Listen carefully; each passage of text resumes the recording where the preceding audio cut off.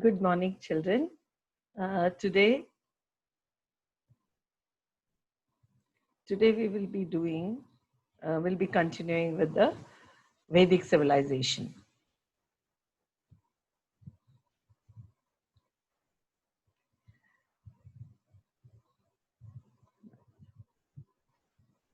Okay, so let's do a quick recap about what happened yesterday.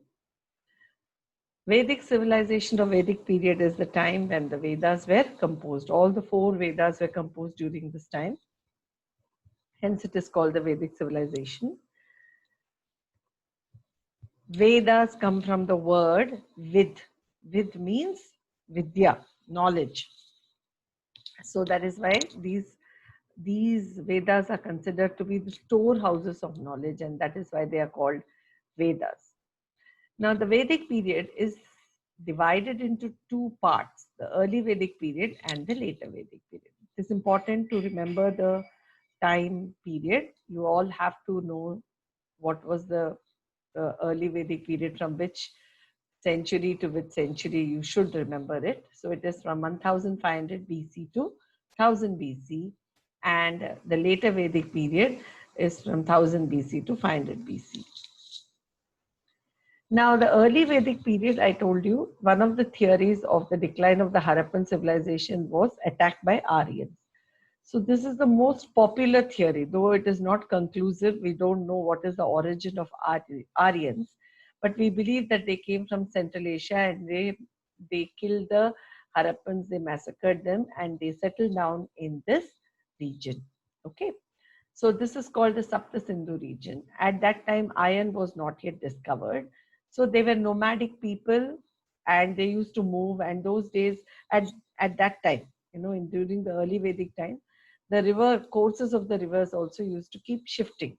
Okay, so along with the water, river course, even the Aryans shifted, and because they were nomadic people, in any case, they would keep on moving from one place to another, and finally, by 1000 BC, they came to the Gangetic Valley and the Gangetic Plains. Okay, by that time, iron was also discovered, and iron being a very versatile and very good metal, it was cheap, it was available in plenty, it was a very strong metal, so it can be put to many uses. So they made implements and weapons and tools with the help of iron, by which they could, cut the forests and trees, and they could settle down and they could do agriculture. And that's how, in the later Vedic period, they started settling down in this area, that is the Gangetic Plain. And this entire area was a very fertile area because of the rivers, all these rivers flowing. That is why this is a very fertile region. So they settled down on the banks of river, and then through the entire course of the Ganga river, they settled. Now, these were composed by the rishis and the sages. Okay, it was written in Sanskrit. Sanskrit is called the mother of all languages, because many languages, Indian languages, owe their origin to Sanskrit. So they all have been, they are born from Sanskrit. They have a lot of words which are common with Sanskrit. So, or they are, slight modifications of the Sanskrit words. That is why it is called the mother of all languages. And Vedic literature is divided into two parts called Shruti and Smriti. Shruti means heard, what is heard.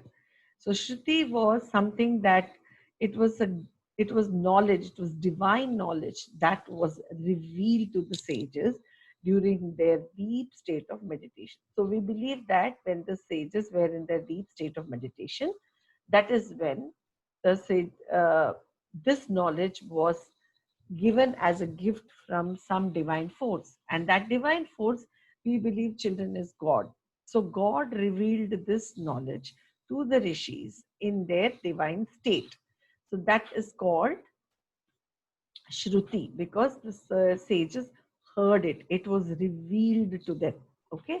And Smriti is something that when you remember something, that is Smriti, means memory.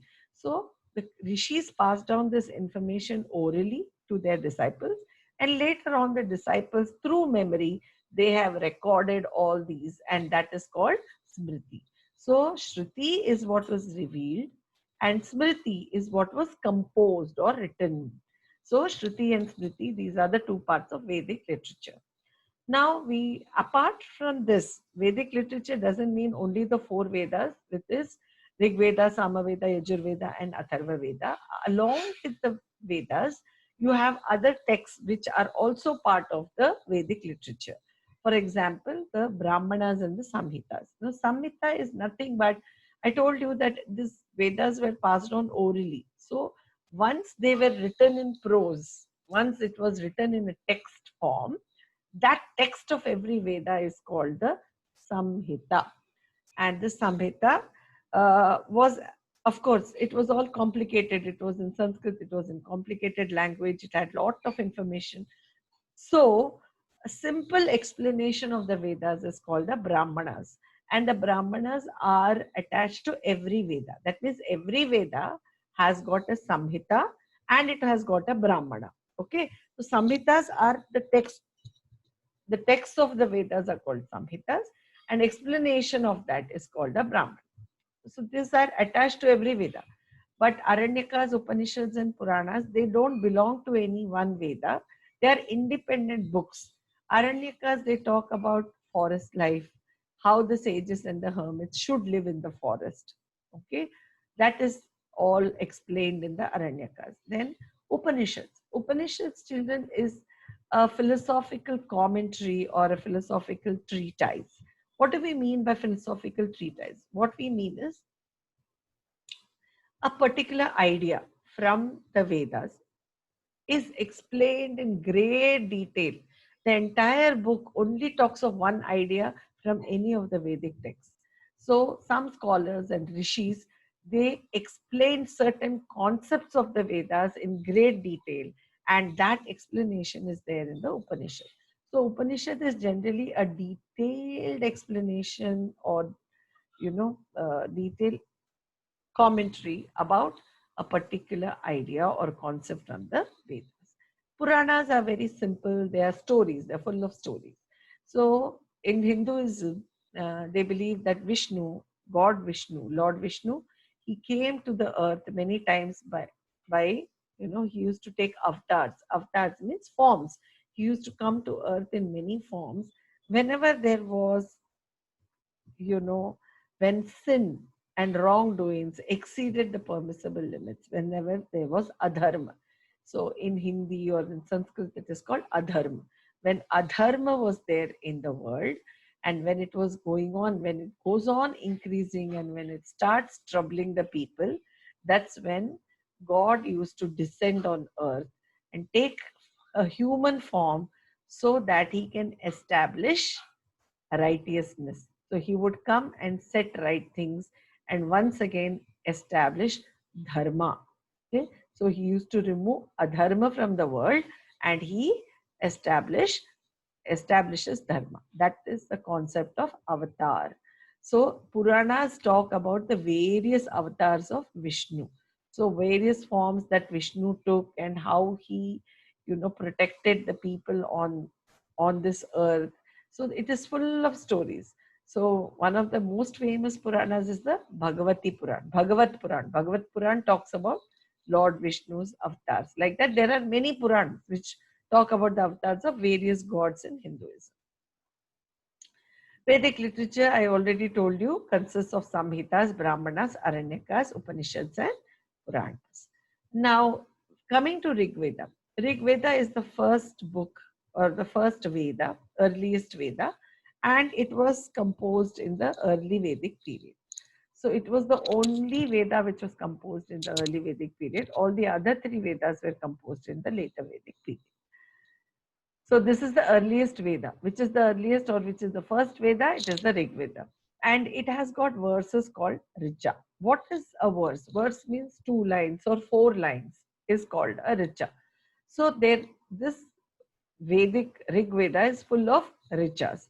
Now a set of Richas were composed to praise a particular god or deity. Okay, they had their deities like Indra, Agni, Vayu, and all these deities were there.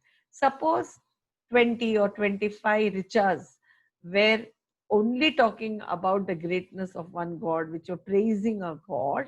And that particular 25 set of riches is called a sukta. So sukta is nothing but a collection of riches which are praising a particular deity. Are we clear? So richa is just a small verse. A group of verses which praise a particular deity is called sukta, and Rig Veda is full of riches and suktas. Okay, and it is divided into 10 chapters called mandalas. Okay, and the most important thing is that there is Gayatri Mantra in Rig Veda, which we chant in our school every day. Gayatri Mantra is a very powerful chant. It has got sounds of the universe. It is believed that it has sounds of the universe which cause vibrations around us, which spread positive vibrations. So even the Europeans are realizing the importance or the greatness of this Gayatri Mantra, and there have been many reports saying that European schools in Finland and all these places, they are chanting the Gayatri Mantra. So we should be really proud of our own culture, where we have contributed all this to the world. Now, Samaveda means sweet song. So this is a Veda in which all the verses are sung. They are not recited or chanted in a plain fashion, whereas they are sung, okay, in a lyrical way. So it is set to rhythm and tune, and it is chanted during sacrifices. You should remember this.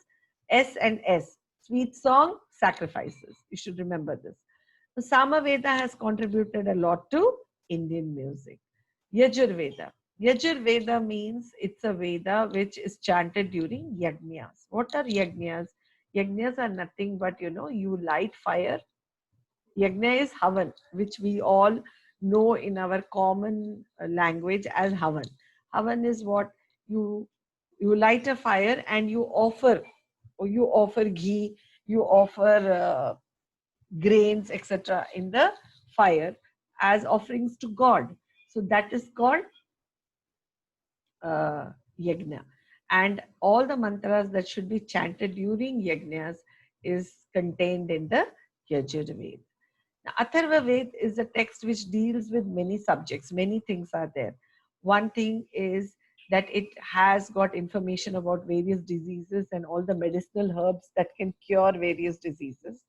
And then it also talks about how a king can administer his kingdom, how he should take care of his kingdom, all that. And then it also has information on mystic, concepts like ghosts, magic, charm, all these supernatural elements. Many people believe in the existence of all these things. So it has information about all these supernatural elements like ghosts, and about magic, about charms, spells, etc.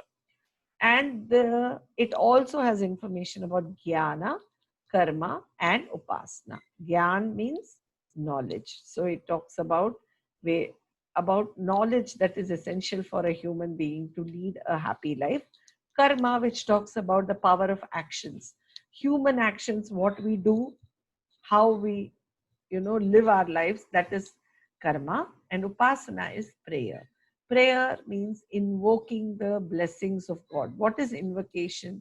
Invoking means attracting or channelizing the power, the divine power. So when we pray, we are calling for divine blessings and we are pulling the divine blessings to ourselves. So we are attracting good energy to ourselves, and that is called upasana. So jnana, karma, upasana, the importance of all these things, everything is explained in Atharva. Then we come to the epics, the two great epics, which are which are wonderful books, wonderful compositions. They were written during the Vedic period. One is the Ramayana and the Mahabharata. So this picture is a scene from Ramayana where, Rama, this is Lakshmana, this is Hanuman. This is Hanuman and this is Sugriv.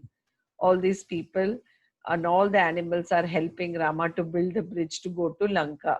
and they are planning to go and bring back Sita. And this is a scene from Mahabharata which shows Krishna giving a discourse to Arjuna, and on one side are the Pandavas and one side are the Kauravas. And this is the scene of a battlefield where Arjuna tells Krishna that he doesn't want to fight and kill his brothers and his uncles and his gurus and everybody. And where Krishna is explaining to him that his duty is to uphold dharma. He should not worry about uh, relationships and all. It's not his job to worry about these things. What he has to do is he has to do good actions. And as a king, as a kshatriya, he has to protect the people, and he has to uphold dharma, and he has to destroy evil. And because this side was on the evil side, which was on the wrong side, they deserve to get the punishment. Okay, so then Ramayana and Mahabharata is composed, both of them are composed in Sanskrit, and then Ramayana was composed by Valmiki and Mahabharata by Vyasa. This is the story of Rama, and this is, I'll go one by one. We know this is the story of Rama. Now, Rama, this is the story of Rama and his brothers, King Dasharatha. The outline is like this. King Dasharatha had 3 wives who were, Kaushalya, Sumitra, and Kekeyi. For a long time, he didn't have children. And finally, with the grace of God, he gets 4 children. Kaushalya gives birth to Rama. Sumitra gives birth to Lakshman and Shatrugna, twins. And Bharata is the son of Kekeyi. Now, Lakshman and Shatrugna, from their childhood, Lakshmana became the shadow of Rama, and Shatrugna became the shadow of Bharata. That means both of them were devoted and they were very attached to that particular brother. So Rama and Lakshmana, inseparable. Bharata and Shatrugna became inseparable. Now they all grew up well, then they were sent to the Gurukul, then they finished their studies, they came back, and then a particular Guru Vishwamitra, he takes them to the forest to do a task. The rishis in the jungle are troubled by the demons in the jungle, and who are breaking his yajnas. When the rishis are performing yajnas, these demons are spoiling the yajna and creating obstacles. So he takes Rama and Lakshmana. He comes to Ayodhya and takes permission from Dhritarashtra to take Rama and Lakshmana to the forest. Rama and Lakshmana kill the demons, and after all the job is done, Vishwamitra doesn't bring them back directly to Ayodhya. He first takes them to Mithila. Mithila is a place where Sita is there, and Sita Swayamvar was going to be held. Swayamvar is a form of marriage, is a way where princesses in those days used to get married. So royal princesses, when they were of marriageable age, which was usually 15, 16, up after 14 years, the father used to set up a task which tested the intelligence and the physical strength of the prince. So though the princes, all the eligible bachelors and the princes from neighboring kingdoms were invited, and they were given the task. And the one who was successful in the task, that person was married off to the daughter. So Sita Swayamvar was arranged by Janaka. Janaka is Sita's father. So there is a story in Ramayana which says that when Sita was a very small child, about 5 or 6 years old, she was playing with the ball, and the ball rolled off and went to a corner. So when it went to the corner, just like, suppose when we are playing, if something goes in the corner behind the stool or something, we just move the stool and we take our ball.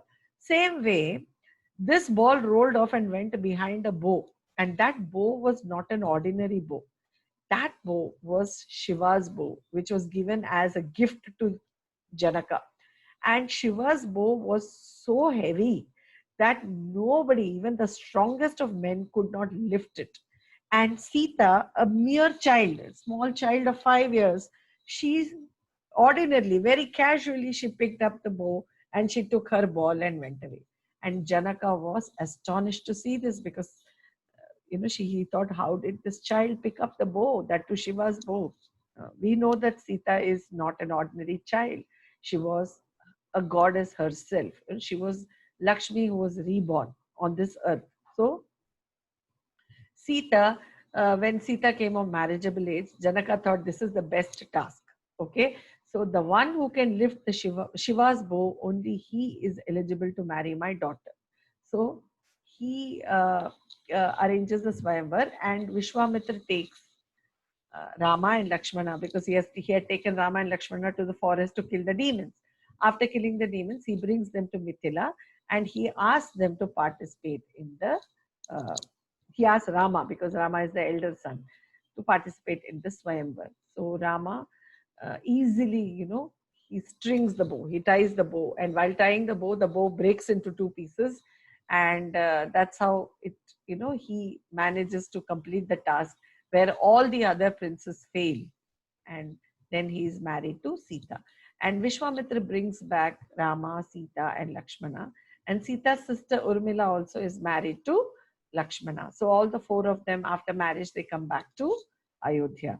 And by that time, Dasharatha is old now. He feels that he should give up the kingdom and stop being a king. I've become old. Now let Rama, he's of the correct age and he should become the king and take care of the kingdom. So when he's preparing to, make Rama the king, then Kekeyi, his wife, who is the mother of Bharata, she comes and she lays a condition.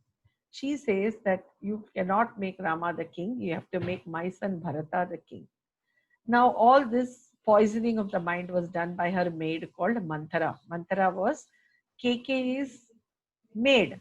Okay, she poisons Kekeyi's mind, saying that, see, if Kaushalya, if Rama is made the king, Kaushalya will be the queen mother and she will be the most important lady in the palace and everybody will listen to her, and everywhere her importance will be more, and whereas nobody will even care about you. Whereas if Bharata becomes the king, you will be the queen mother and you will become the most important person.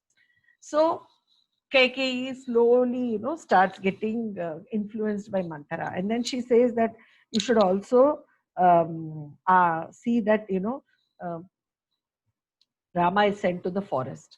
Okay, at that time, when all this is happening, Bharata and Shatrughna, Bharat and Shatrughna were in Bharat's grandmother's house. They were not in Ayodhya. They had gone to their grandmother's house at that time. So, previously, Dasharatha, at one time, Kekeyi had helped Dasharatha, and Dasharatha was so happy with Kekeyi that he gave her two boons. He said, you can ask two boons from me. Anything, whatever you want, I'll give. At that time, she doesn't ask. She says that right now I don't want anything. Whenever I want, I will ask. So Manthara reminds Kekeyi and says, you are having two boons. Why don't you ask this? You ask that your son has to become the king. And the second boon, you send Rama away from Ayodhya. If Rama is in Ayodhya, all the people will also revolt, and then Bharata also may not agree to become the king. So send him away to the jungle. Now Bharata is also not there. So what happens is Kekeyi goes and tells, um, she goes and tells Dasharatha. She goes and tells Dasharatha that my son should become the king. Okay. And she lays down the conditions. Now, Dasharatha's favorite child is Rama, and he is very, very upset and he is very sad. And he pleads with her, saying that please don't ask such things. And you also love. Actually, Kekeyi used to love Rama a lot from their childhood. So he reminds her, he says, you also love him so much. Please don't put such harsh conditions. What happened to you? But then she becomes very adamant, so she loses her sense of balance now because she's completely brainwashed by Manthara. So she says, no, this is my condition. You are a Kshatriya. Kshatriya honors his words. If you have given me a promise, you cannot go back on it, and you have to honor the promise. And that's how, Dasharatha is distraught and he is distressed and he is so upset. He doesn't know what to do, how to tell Rama. But Rama, being the ideal son, he was a great son. Rama was the most obedient, son and most devoted son to his parents. He saw his father's distress and he understood that my father is not able to tell me to give up the kingdom and go. He comes to know about Kaikeyi's uh, demands. So but he doesn't get upset with Kaikeyi also. He considers her his mother. So he says it's okay. Kaikeyi ma, she wants Bharata. Bharata is my brother. She wants him to be the king. It's okay. Let Bharata be the king. So he comes and he tells Dasharatha, I don't mind. Let Bharata become the king. I will give up my kingdom and I will go to the forest for 14 years. Dasharath is very, very upset, but what to do?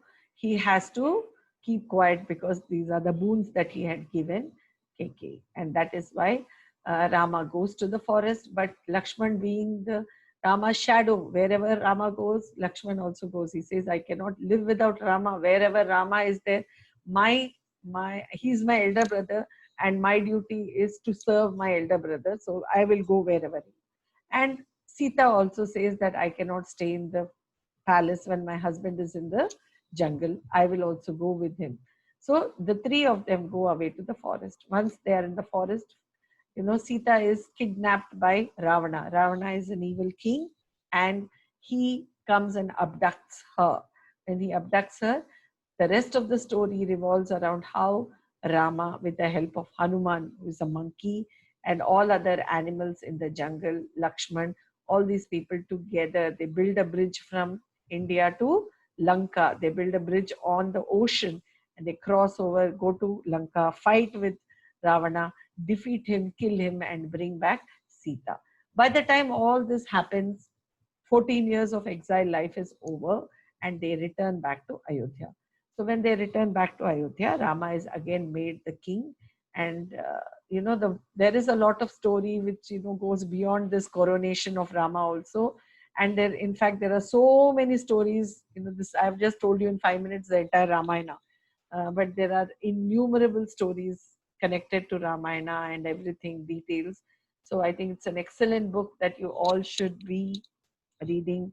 In fact, I will recommend this Ramayana by C. Rajagopalachari.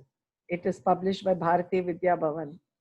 Okay, published by Bharati Vidya Bhavan, Ramayana, C. Rajagopalachari. Excellent book. I think you all should read it, at least during the May vacation. Those who know the story, excellent, very well done. But if you are a Hindu and if you have not read the Ramayana and Mahabharata, or if you're not aware of these stories, it's very sad, children. We should be connected to our culture. You should know about them. Then Mahabharata is the other text which was composed in Sanskrit by Vyasa.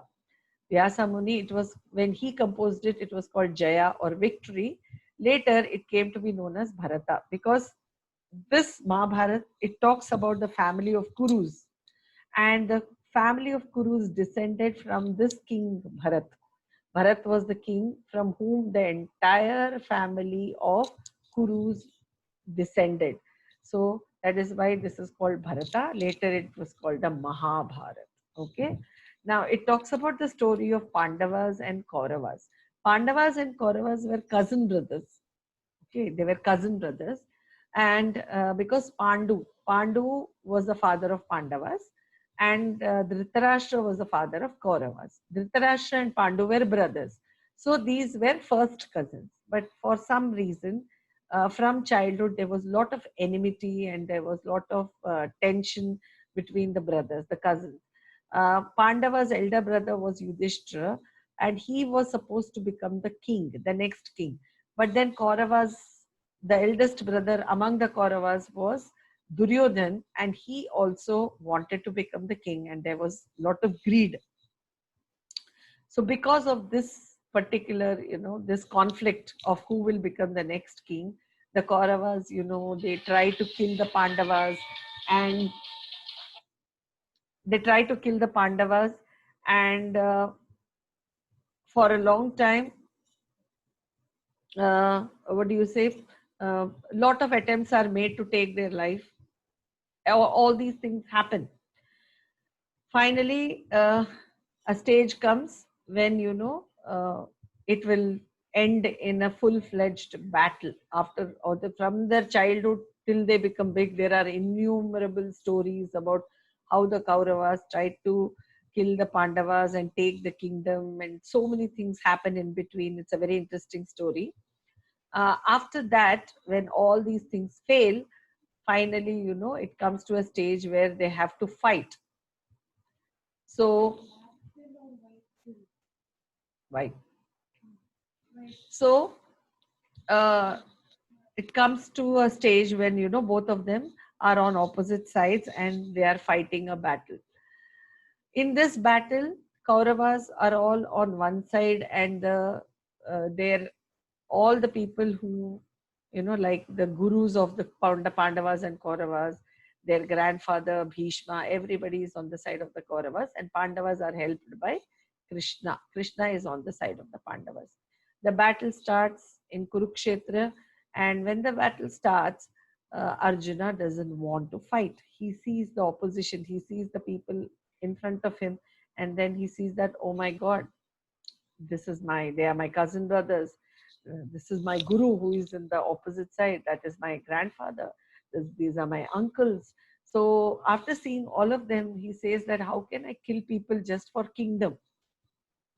So when he is confused, that's when uh, Krishna steps in and he gives him a discourse. A discourse means a long lecture. So he talks to him about what is life, what is his duty as a Kshatriya, and that he has to do his karma. His karma is to establish dharma. Okay, as a Kshatriya, his karma or his duty is to establish dharma. Dharma is righteousness. And he also talks to him. He says that don't think all these people are only in the bodies. They are having the bodies of your uncle, this thing, but they are not that. They will not die. Even if you kill them, they will not die because their soul is immortal. What is the soul? Soul is the energy which is present within us. Okay. So soul is indestructible. It cannot die at all because it is energy. In physics also, children, you have learnt about energy. Energy can neither be created nor destroyed. It can only change its form. Potential energy can become kinetic energy. Kinetic energy can become potential energy. You have learned this in physics. Same concept.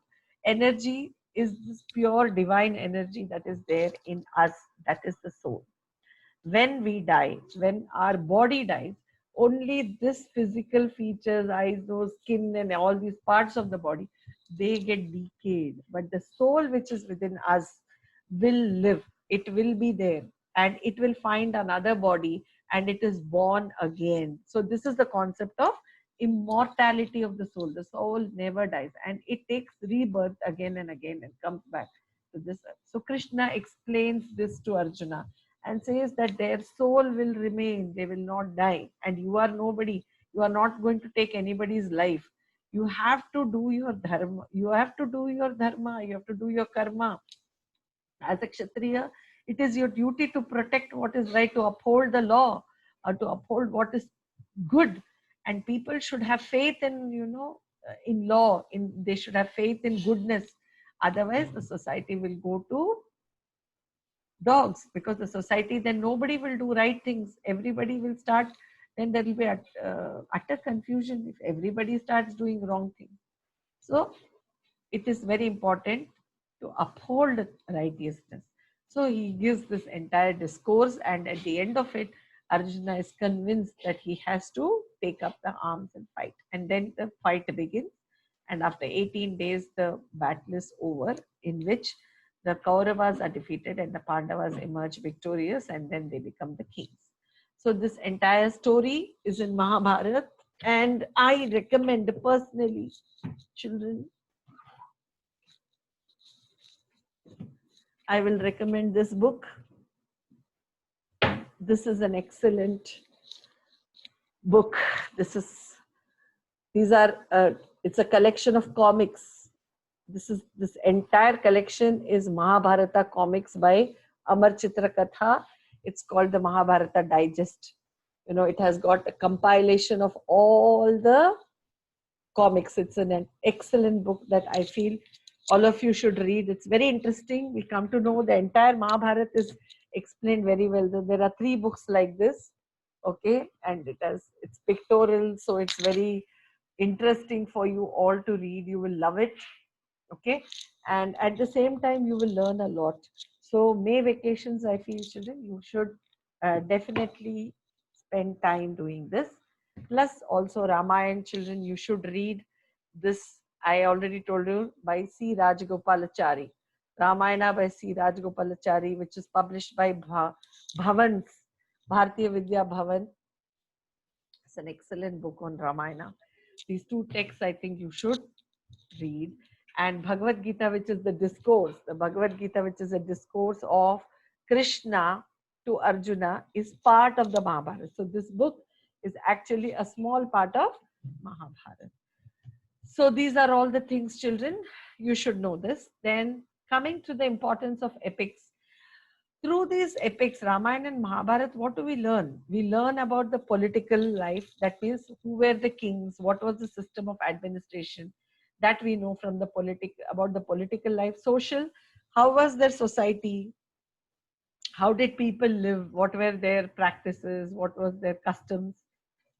Then economic life is occupations. What activities did they do in their day-to-day lives? All this we come to know from the Vedic literature. We also come to know about the various Aryan kingdoms, which Aryan kingdoms existed in those times, what arms and weapons they used, what is the caste system structure, and Kshatriyas were called the warrior class, and all the kings were Kshatriyas. And then it has great literary and philosophical value. That means they are not normal or ordinary compositions. Nobody in this world today can even dream of writing books like this.